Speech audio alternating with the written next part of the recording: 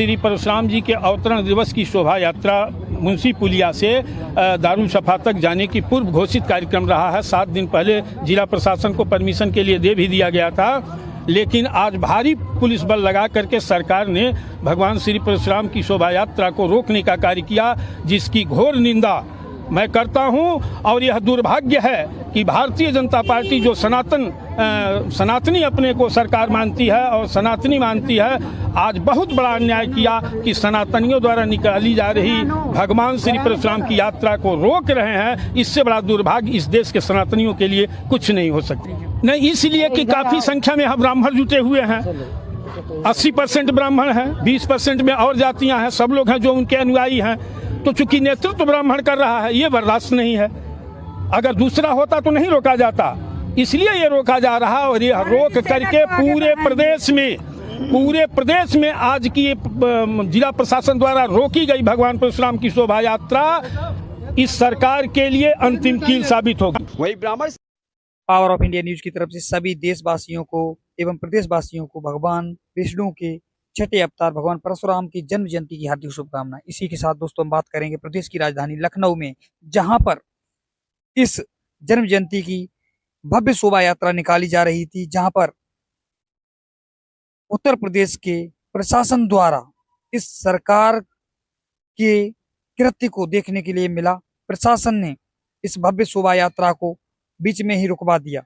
ये देखिए किस तरीके से प्रशासन शोभा यात्रा की रोकथाम के लिए बीच में खड़ा है। और ये जो कृत्य है इसकी मैं कड़े शब्दों में निंदा करता हूं। ये बहुत ही दुर्भाग्यपूर्ण घटना थी कि जहां सूबे के अंदर एक भगवाधारी की सरकार हो, बीजेपी की सरकार होते हुए, और जिसके मुख्य अतिथि स्वयं उत्तर प्रदेश के डिप्टी सीएम ब्रजेश पाठक जी हों, जो कि ब्राह्मण समाज से आते हैं, उसके बावजूद भी प्रदेश के अंदर एक भगवान परशुराम की यानी कि शोभा रुकवाना, एक ब्राह्मणों को अपमानित करने और इसके सरकार के जो रवैया है ब्राह्मण समाज के प्रति उसको उजागर करने के समान है। और इसने ये जो कृत्य किया है बहुत ही निंदनीय है। इसकी कड़ी शब्दों में निंदा करूंगा और बोलूंगा कि जिस समाज की यानी जिस पार्टी की नींव ब्राह्मण समाज ने रखी हो, माननीय पंडित अटल बिहारी वाजपेयी और श्यामा प्रसाद मुखर्जी जिस पार्टी के जन्मदाता रहे हों, उस पार्टी यानी उस सरकार में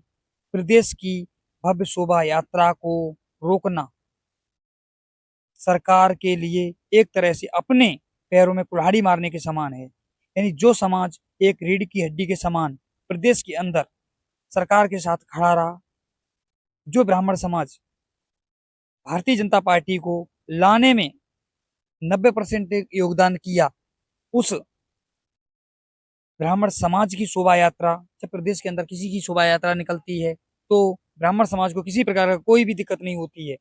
प्रदेश के अंदर कितनी शोभा यात्राएं निकाली जाती हैं साल में, उसमें ज्यादा से ज्यादा ब्राह्मण समाज अपना योगदान देता है। लेकिन इस निंदनीय घटना जो निकल के आई है, जबकि प्रदेश के मुख्यमंत्री माननीय योगी आदित्यनाथ हैं और उनके शासनकाल में जो ये देखने के लिए कृत्य मिला प्रशासन का, ये बहुत ही दुर्भाग्यपूर्ण है हमारे विप्र समाज के लिए, हिंदू समाज के लिए, जहां पर प्रदेश के जो ब्राह्मण समाज के अध्यक्ष राजेंद्र नाथ त्रिपाठी जी, जिनकी अध्यक्षता में शोभा यात्रा निकाली जा रही है, वो भड़क गए और उन्होंने प्रदेश सरकार को धमकी दी है कि आने वाले इलेक्शन में आपको इस चीज का असर दिखाई देगा।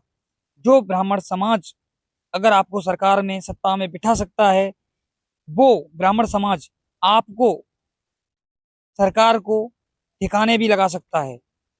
उन्होंने अपना एक कड़ा रुख करते हुए सरकार को चेतावनी दी है, क्योंकि ये एक ब्राह्मण समाज नहीं, एक धर्म रक्षक थे।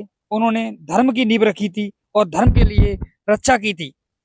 इसलिए ये भगवान परशुराम थे, वो केवल ब्राह्मणों के अनुयायी नहीं थे बल्कि सर्व समाज के अनुयायी थे।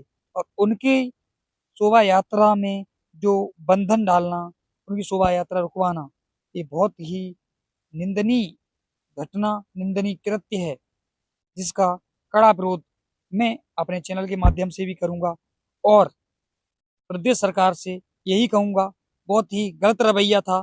श्री